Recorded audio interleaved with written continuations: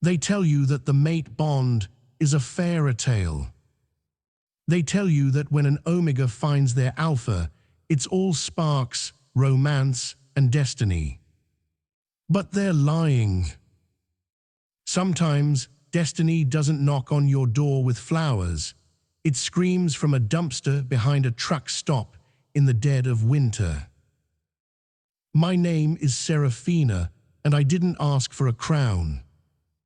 I didn't ask for a war. All I did was pick up a shivering bundle left to die in the snow. But the moment that baby's tiny hand grabbed my finger, a black mark scorched its way up my arm, branding me as property of the most terrifying man in North America. This isn't a love story, it's a survival guide. Listen closely, because the truth is colder than the snow that night. The thermometer outside Big Al's 24-hour diner read 12 degrees below zero. It was the kind of cold that didn't just chill you, it hunted you. It found the gaps in your coat, the holes in your boots, and the cracks in your spirit. Seraphina Roach Sera, to the few people who bothered to learn her name, wiped the grease off the counter with a rag that smelled like old bleach and despair. It was 3:15 a.m. on a Tuesday. The diner, located on a lonely stretch of Highway 93 near the Montana-Idaho border, was empty except for Old Man Holloway, who was nursing a coffee that had gone cold an hour ago. "You should close up, Sera," Holloway grunted, adjusting his trucker hat. "Storm's getting worse. Radio says the pass is gonna close." "Can't," Sera replied, her voice raspy from exhaustion. "Manager says if I close early, he docks my tips. And since my tips currently consist of $3 and a button, I can't afford it." She looked at her reflection in the darkened window. At 22, she looked 30. Her blonde hair was pulled back in a fraying, messy bun, and the dark circles under her hazel eyes told the story of an unpresented omega living on the fringe. She had no pack, no family, and a mountain of debt left behind by a father who ran off with a bottle of whiskey. "Trash run, then I'm locking the front," she muttered more to herself than Holloway. She grabbed the heavy black garbage bag from the kitchen. As she pushed open the back steel door, the wind hit her like a physical slap. The snow was falling sideways, white static in the darkness. Sera trudged toward the dumpster, her boots crunching violently on the ice. She swung the bag up, her muscles straining. Omegas weren't built for heavy lifting, but poverty built a different kind of strength. "Cry." Sera froze. The wind howled through the pines, sounding like dying wolves. "Cry." Whimper. It wasn't the wind. It was coming from the gap between the dumpster and the brick wall of the diner. A sound so small, so fragile, it had no business existing in this frozen hellscape. Sera dropped the trash bag. She pulled her phone out, using the flashlight to cut through the gloom. "Hello? Is someone there?" She rounded the corner of the metal bin. There, half buried in a drift of fresh snow, was a plastic crate. And inside the crate, wrapped only in a thin, expensive-looking cashmere blanket that was soaked through, was an infant. "Oh my God," Sera gasped. The cold seized her chest. She didn't think. She didn't check for danger. She fell to her knees in the slush, ripping her gloves off to touch the child. The baby's skin was blue-tinged, its lips pale. It wasn't moving. No, no, no, Sera panicked. She scooped the bundle up, pressing the freezing little body against the warmth of her chest, inside her oversized parka. Please be alive. Please, she rubbed the baby's back vigorously. Come on, little ones. Breathe, the baby gasped. A choked, wet sound. Then its eyes opened. They weren't blue. They weren't brown. They were gold. Molten, predatory, impossible gold. The baby shifted, and a tiny, freezing hand reached out from the cashmere folds. It clamped onto Sera's exposed left wrist. The reaction was instantaneous. It wasn't a spark. It was an explosion. Sera screamed, falling back into the snow. It felt like someone had pressed a branding iron directly onto her veins. A searing, blinding violet light erupted from where the baby touched her. The smell of ozone and burning pine filled the alleyway, drowning out the scent of trash. What is she shrieked, trying to pull away, but the baby's grip was supernaturally strong. The violet light snaked up her wrist, diving under her skin. She watched in horror as black ink began to bloom on her forearm. It twisted and writhed, forming intricate, jagged geometric patterns, ancient runic scripts that no Omega should ever bear. The pain stopped as abruptly as it began. Sera sat there, panting, steam rising from her body. The baby was no longer shivering. In fact, the child was radiating heat like a furnace. The blue tinge was gone, replaced by a healthy flush. The baby looked at her with those golden eyes, blinked once, and let go of her wrist. Sera looked down at her arm. There, etched into her pale skin in stark, permanent black ink, was the crest. A stylized wolf skull with a crown of thorns wrapped around it. She knew that crest. Everyone in the Northern Territory knew that crest. It was stamped on the logging trucks that ran people off the road. It was on the flags of the private security forces that patrolled the mountains. It was the royal crest of the Vane family. This wasn't just a baby. This was the lost heir of Silas Vane, the Alpha King of the Sovereign. A man rumored to have killed his own brother to take the throne. And Sera had just accidentally bonded with his son. Sera stumbled back into the diner, kicking the door shut with her heel. The warmth of the kitchen hit her, but she couldn't stop shaking. "Sera, you look like you've seen a ghost," Holloway called out from the counter. She ignored him, rushing into the employee bathroom and locking the flimsy door. She placed the baby, who was now sleeping peacefully, weirdly unbothered by the near-death experience, into the sink, which she lined with clean towels. She stripped off her coat and rolled up her sleeve. She scrubbed at the mark with soap and scalding hot water until her skin was raw and red. "Come off," she hissed, tears stinging her eyes. Come off. It didn't smudge. It pulsed. It felt like it had a heartbeat of its own, synchronized with the baby cooing in the sink. This is a death sentence, she thought. If Silas Vane finds me with his kid, he won't thank me. He'll think I kidnapped him. Or worse, he'll see this mark and think I stole the pack magic. Omegas were the lowest rung of the ladder.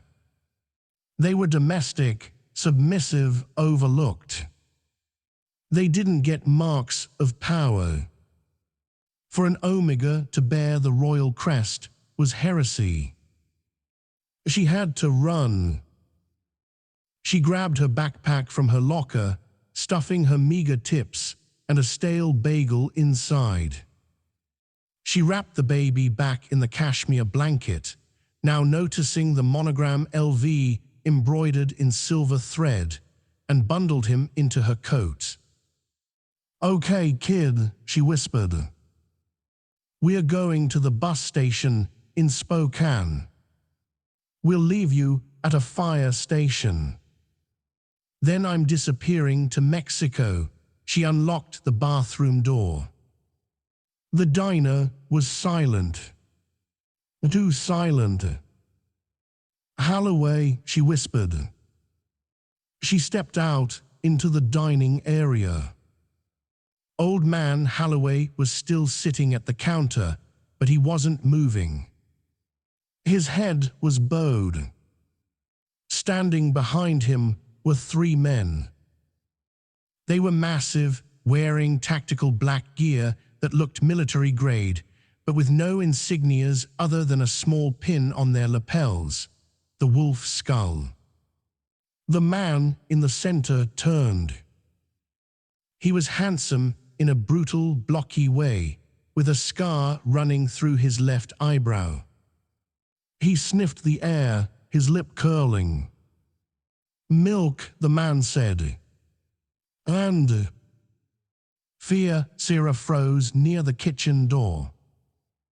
She clutched the baby tighter. "Where is it?" the man asked, his voice low and rumbling. He wasn't asking, he was commanding. An alpha command. Sarah's knees buckled. Her Omega instinct screamed at her to submit, to bare her neck, to hand over the child. "Obey. Obey the alpha." But then the mark on her wrist flared hot. A surge of energy, violent, angry, and distinctly not hers, shot up her spine. It slammed into her brain, shattering the alpha command like glass. Zira stood up straighter. "Get out of my diner," the 3 men blinked. An Omega resisting a direct command was unheard of. The scarred man narrowed his eyes. "I smell the pup, girl. Hand him over and we might make your death quick. Keep him and I'll peel the skin off you while you're still screaming." "He was in the trash," Sarah said, her voice shaking but louder now. "You threw him away. He is defective," the man spat. "A runt. Unfit for the king's legacy. We were cleaning up a mess until you interfered." They weren't looking for a lost baby, Sarah realized with horror. They were the ones who put him there. These were Silas Vane's hit squad, sent to dispose of an heir that didn't meet standards. If she gave the baby to them, he was dead. "No," Sarah said. The scarred man laughed, a dry barking sound. "Grab her," the 2 flanking guards lunged. Sarah didn't know how to fight. She was a waitress. But as the first guard reached for her, the baby let out a sharp cry. The mark on her wrist pulsed again, and the world seemed to slow down. She didn't move, but the air around her did. A shockwave of pure force erupted from her body, blowing the napkins off the tables and shattering the salt shakers. The guard was thrown backward, crashing into a booth with a sickening crunch of ribs. Sera stared at her hands. What was that? She's witch-marked, the scarred man roared, pulling a jagged silver knife from his belt. Kill her. Don't worry about the brat. Sera turned and ran. She bolted through the kitchen, out the back door, and into the storm. The snow was blinding now. She couldn't see 5 feet in front of her. She scrambled over the icy pavement, hearing the heavy boots of the killers behind her. There, a voice shouted. A gunshot cracked through the air. A bullet pinged off the dumpster she had just passed. Sera scrambled toward the dense forest line behind the truck stop. The snow was waist-deep here. Her legs burned. The baby was crying now, a high-pitched wail that acted like a beacon for the hunters. "SHH, please, LV, please," she begged. She ducked behind a massive oak tree, trying to catch her breath. She could hear them fanning out. They were wolves. They would track her scent in seconds. She was trapped. Suddenly, a blinding light cut through the trees. Not a flashlight. Headlights. Twin beams of xenon white light coming from the service road. A sleek, armored SUV, black as oil, smashed through the underbrush, drifting sideways in the snow to block the path between Sera and the hunters. The doors opened. Sera expected more soldiers. Instead, a single figure stepped out. He was tall, taller than the hit squad. He wore a long wool coat over a tailored suit, completely impractical for the weather, yet he looked unbothered by the cold. His hair was dark, swept back, and his eyes were the color of steel. The 3 hitmen froze. The scarred man actually dropped his knife. "My king," the scarred man stammered, falling to his knees in the snow. Silas Vane had arrived. Sera pressed herself against the tree bark. This was it. The father. The monster who ordered the hit. Silas walked past his kneeling men, ignoring them completely. He walked straight toward the tree where Sera was hiding. He didn't run. He stalked. He stopped 3 feet away. The wind whipped his coat around him. He looked down at Sera, huddled in the snow with the bundle. His expression was unreadable. It wasn't angry. It was terrifyingly empty. "You have something of mine," Silas said. His voice was incredibly deep, resonating in Sera's chest. "You threw him away," Sera screamed, the adrenaline making her reckless. She clutched the baby tighter. "Your men tried to kill him." Silas tilted his head, his eyes shifting to the kneeling hitmen behind him. "Is that so? He was a runt, sire," the scarred man yelled from the ground. "Wake! We were protecting the bloodline as per Lady Vivienne's orders." Silas didn't look back. He just raised a hand. A sickening snap echoed through the clearing. The scarred man collapsed, his neck twisted at an unnatural angle. The other 2 guards scrambled backward, terrified, but Silas didn't move a muscle. He looked back at Sera. Then his eyes dropped to her wrist, where her sleeve had ridden up. He saw the mark. The wolf skull with the crown of thorns.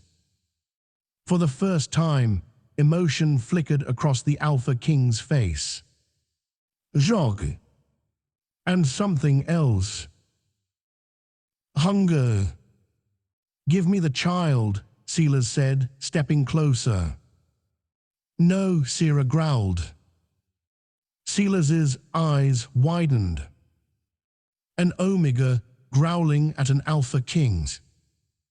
He lunged faster than she could track. His hand wrapped around her throat, not to crush, but to pin her against the tree. He leaned in, his face inches from hers. She could smell rain, expensive scotch, and blood. He ripped the glove off her left hand and held her wrist up to the moonlight. He traced the black ink with his thumb.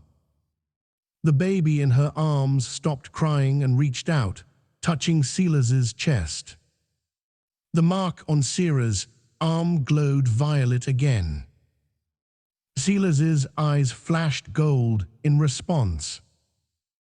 Impossible, Silas whispered. You aren't a mate, he looked into Sera's terrified eyes. You're the guardian, he didn't kiss her. He didn't hug her. He pulled a pair of heavy silver handcuffs from his coat pocket and snapped one cuff onto her marked wrist and the other onto his own. You're coming with me, he stated coldly. And if you try to run, I'll break your legs. The inside of the SUV smelled like leather and expensive cologne, a sharp contrast to the stale grease and bleach Sera was used to. But the luxury offered no comfort. She was handcuffed to the most dangerous alpha in the hemisphere, speeding down an icy highway at 90 miles an hour. Sera sat stiffly against the door, the baby, Lucian, as she'd heard Silas whisper, asleep in her lap. Her left wrist throbbed where the silver cuff bit into her skin, chaining her to Silas Vane's right hand. Silas stared straight ahead, his profile cut from granite. He hadn't spoken a word since he'd dragged her into the car. He drove with one hand on the wheel, the other resting on his thigh, the chain between them taut. You're going to kill me, Sera said. It wasn't a question. It was a statement of fact. Silas didn't blink. If I wanted you dead, Seraphina Roach, you would be frozen in the woods with a broken neck like the trash I left behind. Sera flinched. He knew her name. Of course he did. Kings didn't acquire pets without checking their pedigree. They were your men, she countered, her voice trembling but gaining strength from the anger simmering in her gut. They had your Crest. They said they were cleaning up a mess. You ordered them to kill your own son because he was. What? A runt, Silas slammed on the brakes. The SUV fishtailed on the black ice before correcting itself with a violent jerk. He pulled onto the shoulder of the deserted highway and killed the engine. The silence was deafening. Silas turned to her.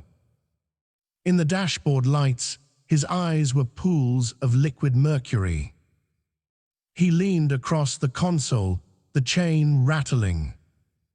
He was so close she could feel the heat radiating off him, alpha heat, overwhelming and dominant. Look at me, he commanded. Sera forced herself to meet his gaze. I am a killer, Silas said softly. I have slaughtered packs that refused to bend the knee. I have executed traitors in my own dining hall. But I do not kill children, he reached out. Sera flinched, expecting a blow, but his large hand hovered over the baby's head. He didn't touch the child, as if afraid his very presence would shatter him. Lucian was born 3 weeks early, Silas murmured, his voice losing its edge for a split second. My mother, Lady Vivienne, declared him weak. She said he wouldn't survive the winter. And she suggested. Mercy, mercy, Sera spat. Leaving a newborn in a dumpster behind a truck stop isn't mercy. It's sadism. It was a test, Silas said, his jaw tightening. Vivienne believes in the old ways.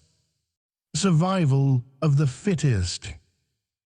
If the boy is strong enough to survive the cold, he is worthy of the Vane name. If not, he dies, Sera finished, horror washing over her. And you let her do it. I was in London, Silas growled, negotiating a treaty with the European Pax. I returned 3 hours ago to find my son missing and my mother drinking tea, as if nothing had happened.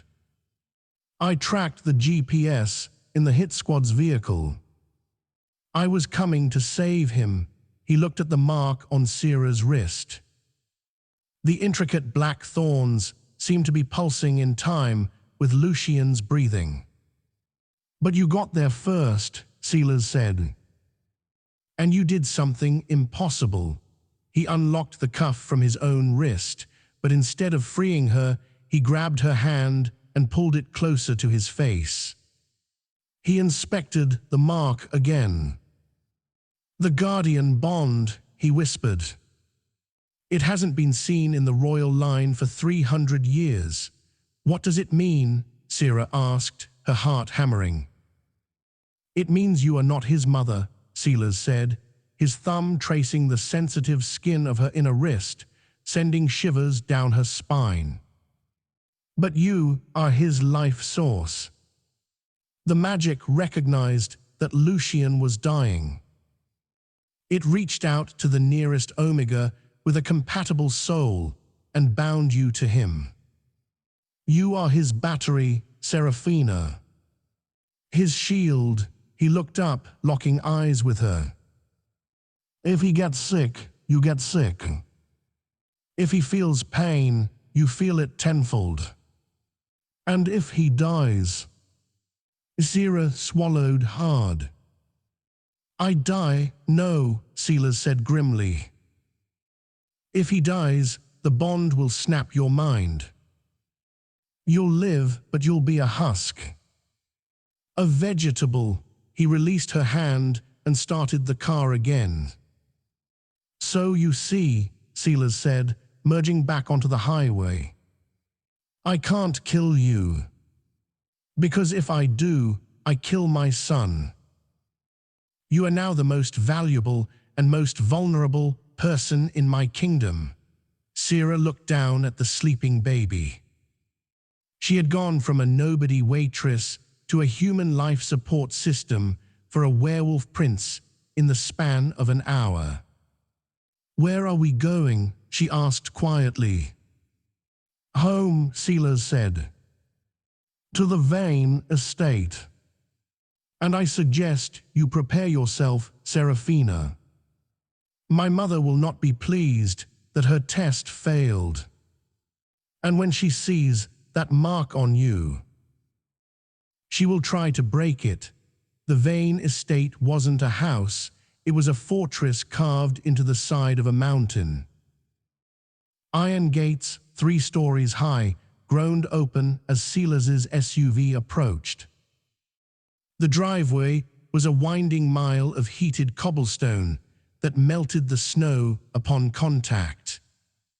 At the top stood the manor, a sprawling Gothic monstrosity of black stone and gargoyles, illuminated by harsh floodlights. Sera clutched Lucian tighter.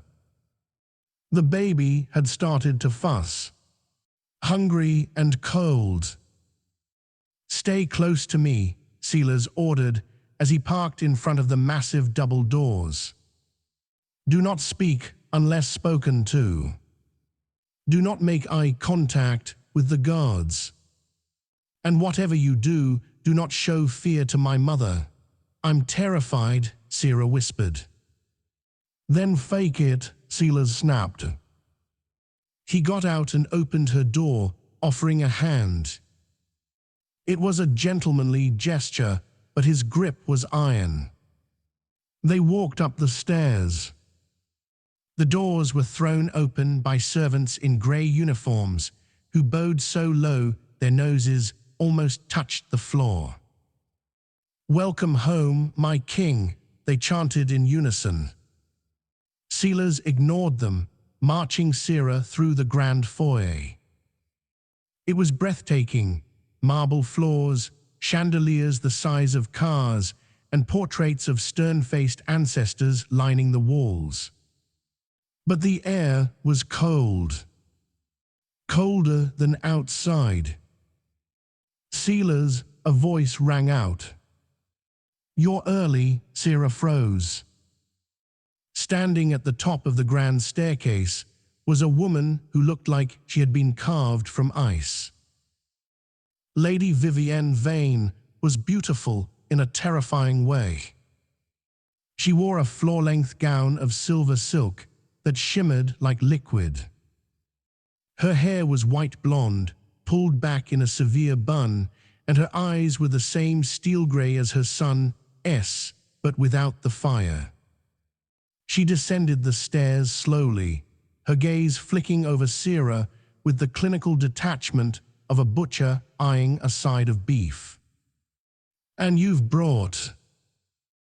"A stray," Vivienne said, her lip curling in disgust. "I assume this is the girl who interfered with the selection process." "This is the girl who saved my son," Silas corrected, his voice echoing off the vaulted ceiling. "The son you tried to murder." Vivienne stopped on the bottom step. She laughed softly. "Murder? Please, Silas. Don't be melodramatic. I was culling the weak. The boy is small. He doesn't have the alpha spark. Better to let him return to the earth than embarrass the family name. He has the spark," Silas said. "He's strong enough to forge a bond." Vivienne's eyes narrowed. She walked up to Sera, invading her personal space. She smelled of lilies and formaldehyde. "A bond?" Vivienne scoffed. "With this? She's a diner waitress, Silas. I can smell the grease on her. She has no lineage. No breeding." Before Sera could react, Vivienne reached out and snatched Sera's left wrist. Her grip was surprisingly strong, her nails digging into the fresh mark. Sera cried out in pain, but Silas didn't move. He watched, waiting. Vivienne stared at the wolf skull tattoo. Her face went pale. "The guardian mark," she whispered. She looked from the mark to the baby, then back to Sera. The disgust in her eyes was replaced by pure, unadulterated hatred. "You let a mongrel bind herself to the air," Vivienne hissed at Silas. "Do you know what this means? She has access to the family magic. She is a parasite. She is necessary," Silas said calmly. "The bond is done, mother. It cannot be undone without killing the boy. Unless you want to explain to the council why the heir is dead, you will accept her." Vivienne released Sera's arm as if it were burning. She wiped her hand on her dress. "Very well," Vivienne said, her voice icy. "She can stay." For now, she turned her gaze to Sera. "But know this, girl. You are not a guest here. You are equipment.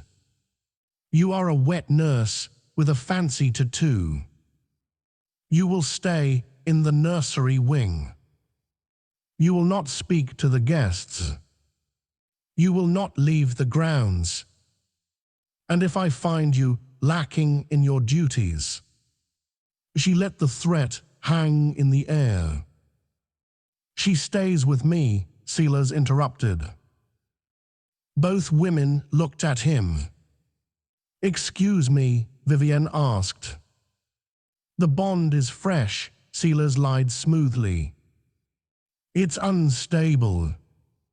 If she is too far from the alpha source, it could fluctuate and harm the boy. She sleeps in my quarters. Sarah's eyes widened. His quarters. Vivienne's nostrils flared. She knew he was lying, or at least exaggerating, but she couldn't risk the air. Vine, she spat. Put the whore in your bed if you must. Just keep her out of my sight. Vivienne turned on her heel and swept away toward the dining hall. Sarah let out a breath she didn't know she was holding. Her knees felt weak. Come, Silas said, placing a hand on the small of her back. The touch was electric, burning through her cheap parka. We need to get you cleaned up. You smell like fear and French fries. He led her up the stairs, past the judgmental portraits, to the third floor, the king's wing. He opened a set of heavy mahogany doors, revealing a bedroom larger than Sarah's entire apartment. There was a massive four-poster bed, a roaring fireplace, and a wall of windows overlooking the snowy mountains. The bathroom is through there, Silas said, pointing to a side door. There are clothes in the closet. My ex-mate left them behind. They should fit. Ex-mate, Sarah asked, looking around. Where is she? Dead, Silas said without emotion. She betrayed me. I killed her, Sarah froze. Silas walked over to a crib set up in the corner of the room. He took the sleeping baby from her arms. As soon as the contact broke, Sarah felt a pang of hollowness in her chest, a physical ache. Go shower, Silas ordered, placing Lucien in the crib. Tonight we sleep. Tomorrow the real test begins. What test? Sarah asked, hovering by the bathroom door. Silas turned to her, beginning to unbutton his shirt. His chest was covered in scars, a roadmap of violence. Tomorrow is the winter solstice ball, he said. Every alpha in the territory will be here. They will want to see the heir. And they will want to see the woman who bears the guardian mark. He tossed his shirt onto a chair. They will try to break you, Seraphina. They will try to trick you into breaking the bond or proving you are unfit.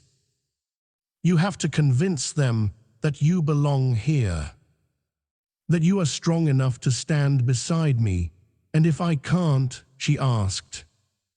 Silas walked over to her, stopping inches away. He reached out and tucked a stray strand of greasy blonde hair behind her ear. His touch was unexpectedly gentle. Then I will have to find a new guardian, he whispered. And the process of removing the mark from a living host is messy. He stepped back. Shower. Now, Sarah fled into the bathroom and locked the door. She leaned against the marble sink, staring at her reflection. She was trapped in a castle with a king who killed his wife, a grandmother who wanted to kill the baby, and a ballroom full of wolves coming to eat her alive. She looked down at the mark on her wrist.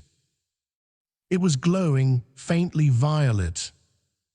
"Okay," she whispered to herself.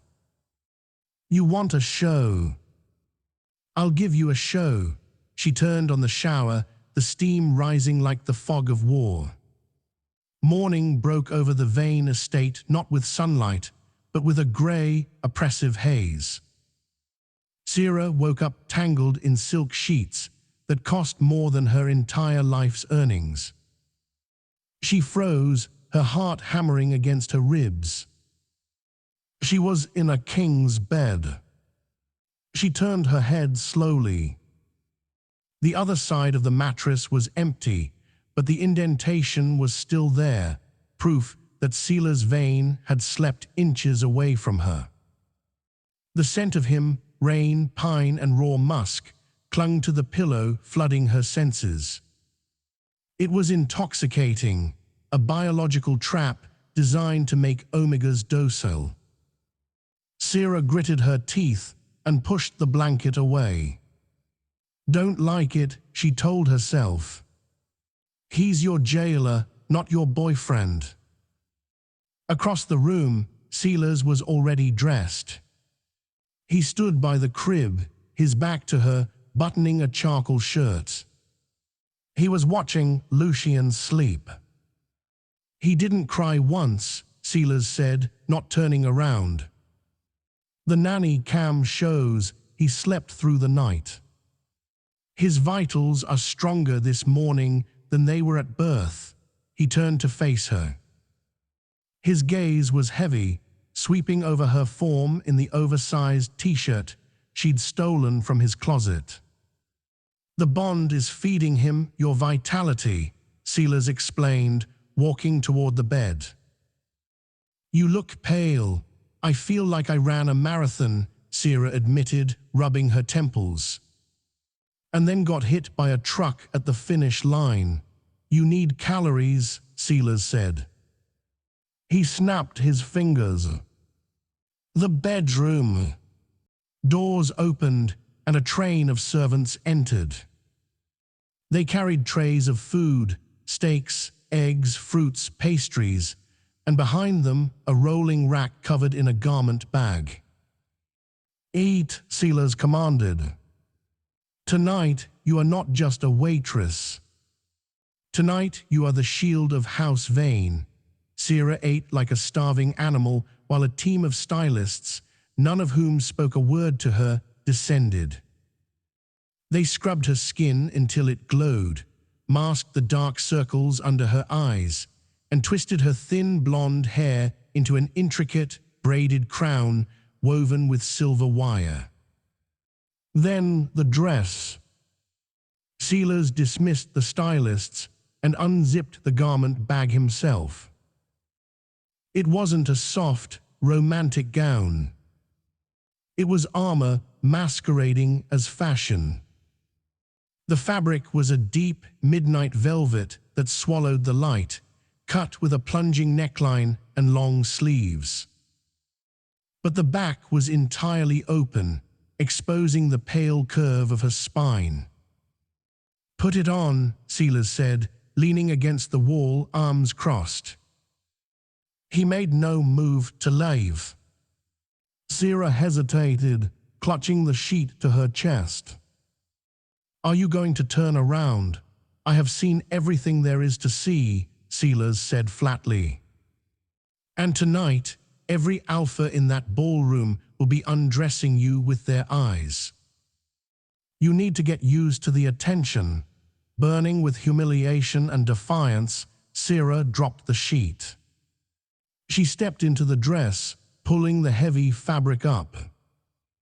It fit like a second skin. Silas walked over to zip it up. His knuckles grazed her spine, sending jolts of electricity through the bond. He lingered at the top of the zipper, his breath hot against her neck. "One rule for tonight," he whispered, his voice vibrating through her bones. "Do not bow. You are the guardians." You bow to no one but me. If a duke approaches you, you stare him down. If a duchess insults you, you laugh. Do you understand? I don't know if I can, Sera whispered. You will, Silas promised. Because you are holding my son. The ballroom was a cavern of gold and crystal, filled with 300 of the deadliest predators in North America.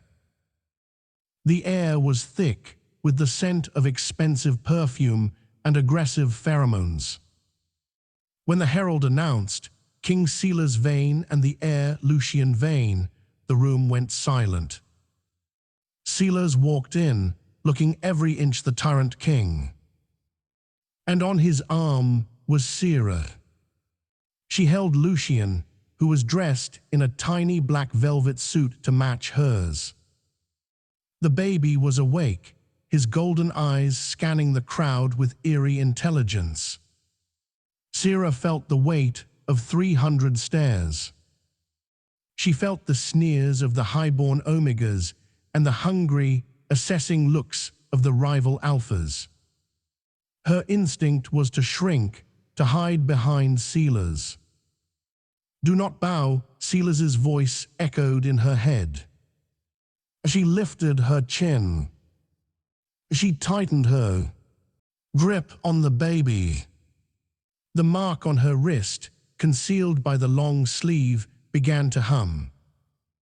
They descended the grand staircase. The crowd parted like the Red Sea.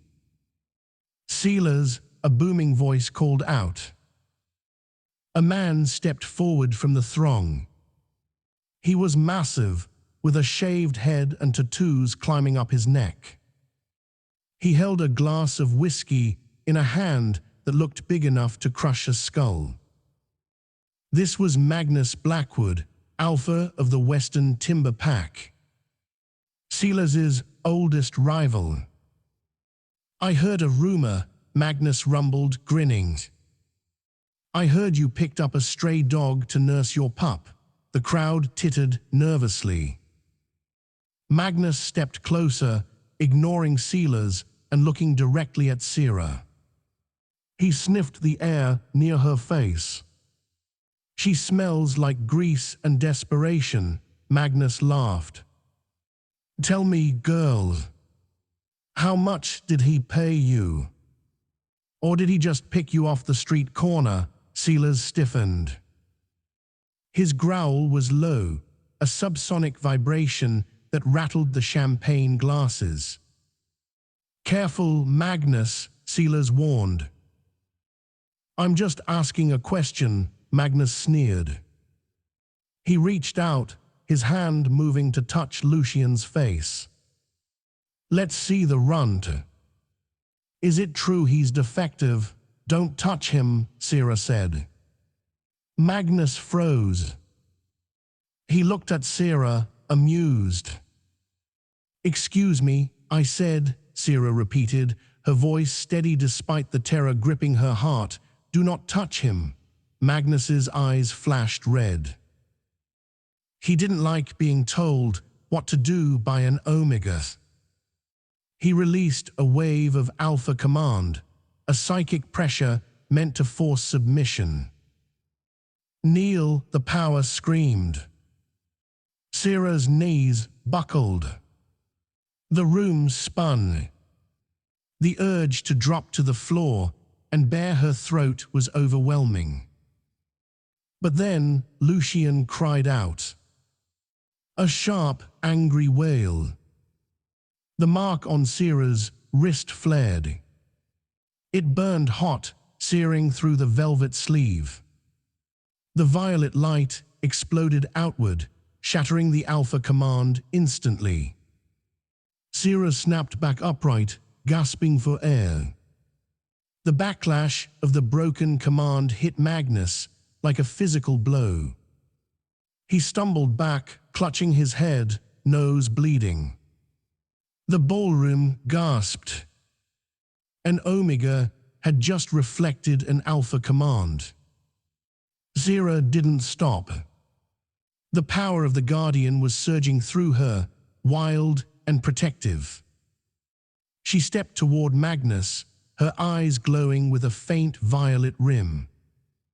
"He is the heir of House Vane," Sera announced, her voice amplified by the magic echoing off the vaulted ceiling. "And if you touch him again, you will lose that hand." Magnus stared at her, blood dripping onto his white shirt. He looked at Silas, who was watching Sera with a look of dark, possessive pride.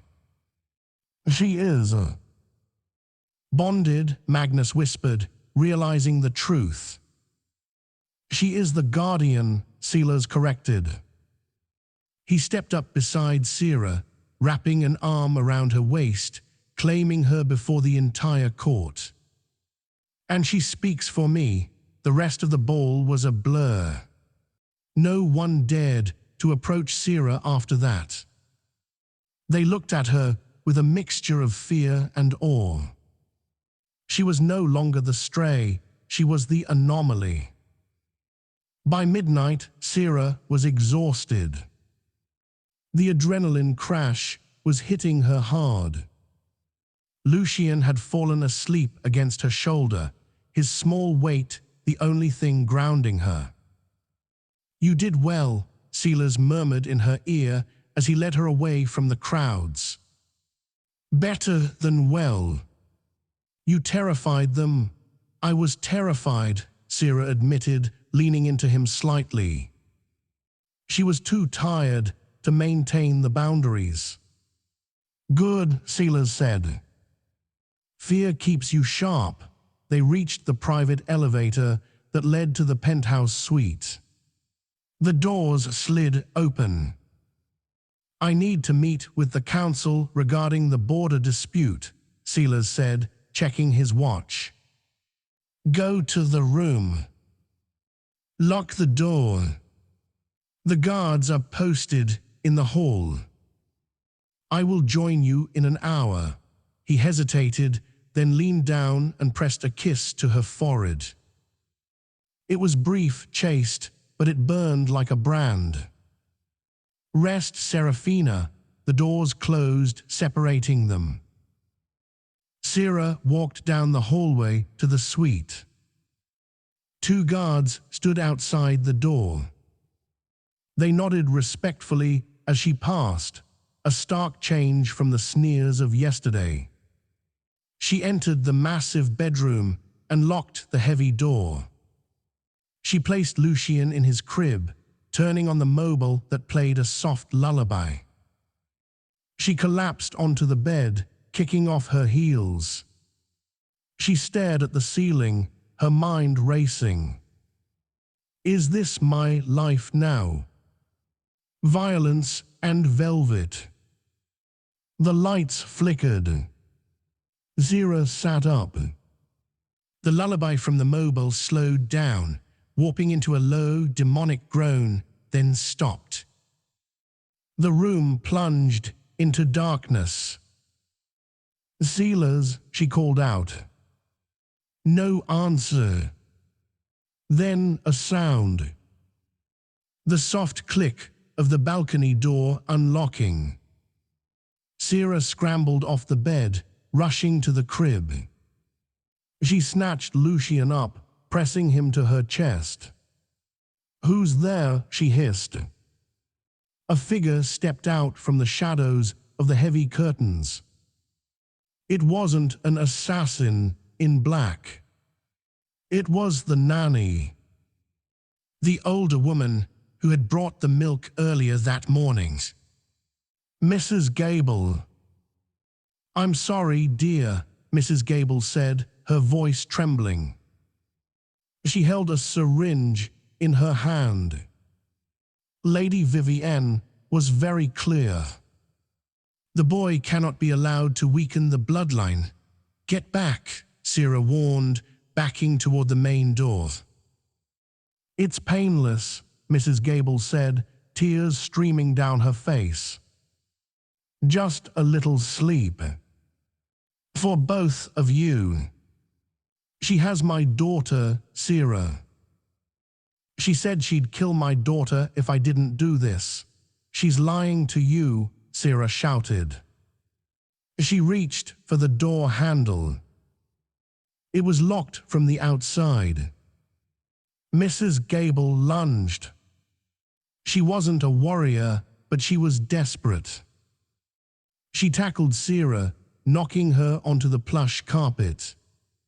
Sarah twisted her body to protect, Lucian taking the brunt of the fall on her shoulder. The syringe gleamed in the moonlight. "Don't make me hurt you," Mrs. Gable sobbed, trying to stab the needle into Lucian's leg. "No," Sarah screamed. She kicked out, catching the woman in the stomach. Mrs. Gable grunted, but didn't let go. She was strong, fueled by panic. Sarah couldn't use her hands. She had to hold the baby. She bit down hard on Mrs. Gable's wrist, tasting copper. The woman shrieked and dropped the syringe. But then the balcony doors burst open. Two men in ski masks rushed in. Mrs. Gable had just been the distraction to unlock the door. One of the men grabbed Sarah by the hair, dragging her off the floor. The other reached for Lucian. "Let him go," Sarah shrieked. The guardian mark burned, but she was exhausted, her energy depleted from the confrontation with Magnus. The magic flickered and died. The man ripped Lucian from her arms. The baby screamed. The sound tore through Sarah's soul. It wasn't just a sound, it was a physical severance. The bonds snapped taut, vibrating with panic. "We have the package," the man with the baby said into a radio. Moving to the extraction point. "No," Sarah clawed at the man holding her. He backhanded her, a brutal strike that split her lip and sent her spinning into the nightstand. She fell dazed. The room was spinning. She watched through blurry eyes as they carried the crying baby toward the balcony. They were going to take him. They were going to take him into the snow and finish what they started. "Get up," a voice in her head roared. It wasn't Silas. It wasn't her own. It was the wolf. Not a shifter's wolf. Sarah didn't have one. It was the ancient, primal spirit of the guardian bond. "Get up." Sarah's vision went red. The pain in her face vanished. The exhaustion evaporated, replaced by a cold, limitless fury. She didn't stand up, she launched herself. She grabbed a heavy crystal decanter from the nightstand and threw it with unnatural accuracy. It smashed into the back of the man holding Lucian. He stumbled, dropping to one knee, but he didn't drop the baby. The man holding Sarah pulled a knife. "Stay down, bitch." Sarah didn't even slow down. She ducked under the knife, grabbed the man's arm and pulled. The sound of his shoulder dislocating was loud in the silent room. He screamed, dropping the knife. Sarah picked it up. She didn't hesitate. She drove the blade into his thigh. He collapsed. Sarah vaulted over him, running toward the balcony. The second man was trying to climb over the railing with Lucian. "Give him to me," Sarah growled. The man turned, pulling a gun. Sarah froze. The barrel was pointed right at Lucian's head. "Back off," the man shouted. Or I paint the snow with his brains. Sera stopped. She held her hands up. The wind whipped her velvet dress around her legs. She was barefoot, bleeding, and trembling with rage. You can't escape, Sera said, her voice vibrating with a dual resonance, her voice and something deeper. The king is coming. Let him come, the man sneered. By the time he gets here, the brat will be. A shadow fell over the balcony. It wasn't Silas. A massive black wolf, the size of a pony, landed on the railing behind the man. Its eyes were burning gold. It wasn't Silas. It was a spectre, a construct of pure energy. It was Lucian's projection. The baby in the man's arms stopped crying. He looked at the man and giggled. The spectral wolf opened its jaws and clamped down on the man's head. The man screamed as the energy burned him. He dropped Lucian. Sera dove. She caught the bundle of velvet inches before it hit the stone floor of the balcony. She rolled, curling her body around the child, shielding him as they slid into the corner.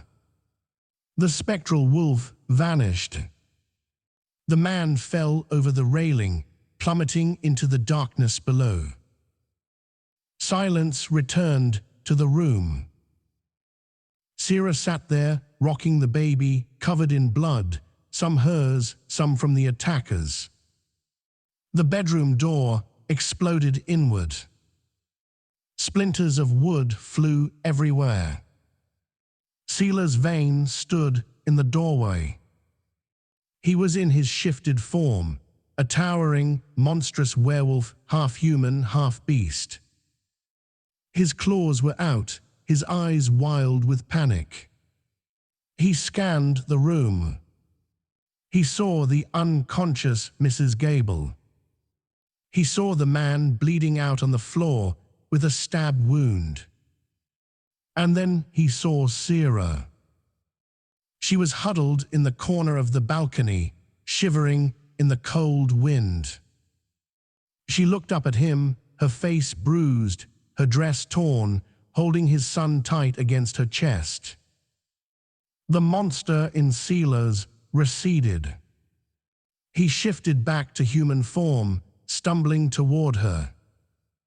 He fell to his knees in the snow that had drifted onto the balcony. Sera, he choked out.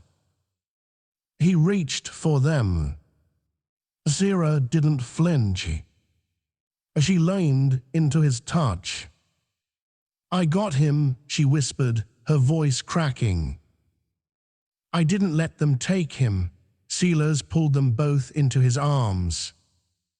He buried his face in Sera's neck, inhaling the scent of her blood and her victory. He was shaking.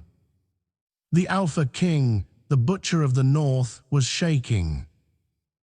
I know, Silas whispered into her skin. I know, he looked at the carnage in the rooms. He looked at the woman who had fought off 3 attackers to save a child that wasn't hers. The political game was over. The test was over. Burn it all down, Silas said, his voice cold and final. We are going to find who did this, and I am going to let you kill them. The corridor to the great hall echoed with the slow, deliberate sound of boots striking marble. Silas walked first. He had not changed his torn shirt. He had not washed the blood from his hands. The crimson streaked across his jaw like war paint. In his grip was a ceremonial longsword, torn from the wall of his chambers, no longer symbolic, now hungry. Behind him walked Sera. She had refused sedation, refused rest. The cut on her arm was wrapped in white linen, already seeping through at the edges. She wore black, simple, severe, and in her arms she carried Lucian. The child was wide awake, golden eyes bright, feeding on the tension thrumming through the bond. They reached the towering doors of the great hall. Inside, the council of elders murmured over wine, unaware their fortress had already been breached. Silas did not knock. He kicked the doors open. Wood exploded inward. The boom cracked through the hall like cannon fire. Music died mid-note. Crystal glasses shattered on marble. Silas entered, dragging the sword tip across stone. Sparks followed him. Silas, Lady Vivienne rose slowly from her seat at the head of the table. Elegant. Composed. What is this spectacle? I am removing decay, Silas replied evenly. From the inside, he threw something across the banquet table. It slid, spinning, and stopped before her goblet. The assassin's phone. The cracked screen glowed with its final message. The runt is secured. Moving to disposal. A collective gasp rippled through the hall. Vivienne did not blink. A regrettable breach, she said coolly. Security weakens when strays are welcomed. Mrs. Gable lives, Silas cut in. She told me everything. The threats, the bribes, the order to suffocate my son. The room shifted. Infanticide. The word did not need to be spoken. It hung there, heavier than law. Vivienne's mask fractured. I did what was necessary, she shrieked. The boy is flawed. And that girl, her finger trembled toward Sera, is filth infecting our bloodline. Silence. Then Sera stepped forward. You mistake cruelty for strength, she said.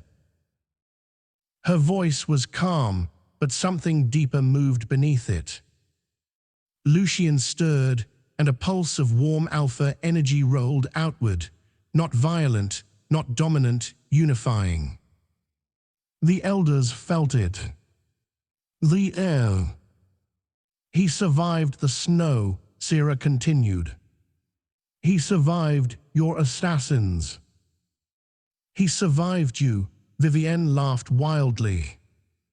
You think they'll accept a human guardian? I invoke the right of challenge. The ancient law struck like a gavel. Silas lifted his sword. I will answer, no, Sera whispered.